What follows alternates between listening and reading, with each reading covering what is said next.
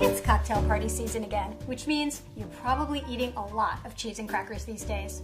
Well, what I like to do is instead of serving cheese and crackers, I make a cheese tart. It's a little bit more sophisticated, a little bit more substantial, which is really good, especially when your cocktail party food needs to double as dinner.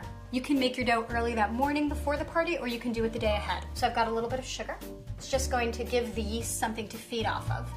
This is just regular old active dry yeast. This water is slightly warm. The yeast like it to be just a little bit warmer than you are. You don't need a lot of bubble. Like, check this out. This is enough bubble. I'm using a mix of flours. This is all-purpose flour, and the all-purpose makes it light. The cornmeal just makes it a little bit sweet and also adds a tiny crunch, which is nice. And the whole wheat flour adds nuttiness. And then I'm going to add my liquid, and I'm going to add some olive oil.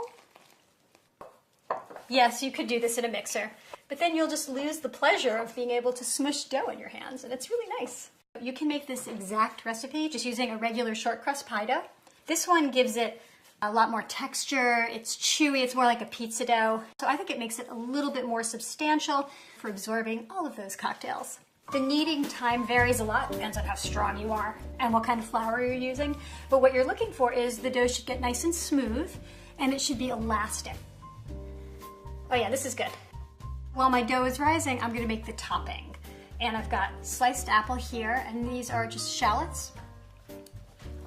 Olive oil. You're gonna need a good quarter of a cup here. Salt and pepper. I'm gonna put all this out on 2 baking sheets because I wanna make sure it has enough room so it gets a little bit golden. Then I'm gonna add half of the thyme. And now I'm gonna bake these. It's gonna take about 30 minutes. Yep, those look perfect. They're golden brown, they're soft, and as you can see, they sort of shrunk a little bit, which is good, which means they've cooked. And now I have to roll out my dough. Having oil on the bottom helps it crisp up. You can do this in any shape you want. Usually I aim for a rectangle and I kind of end up with like a blob, but it's gonna look really pretty with all those apples on it. You wanna make sure your blue cheese is in medium-sized crumbles. If you do it too small, then it's just like blue cheese dust. And then just a little olive oil. This time I'm using the coarse sea salt right on top. And this will bake really quickly, 15 to 20 minutes, because I'm gonna do it at high heat so it gets crunchy. And it's cocktail time.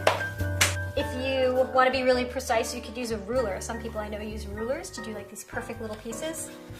I will not be doing that. It's a perfect start to the holiday season, and a lot better than cheese and crackers. Cheers, happy holidays.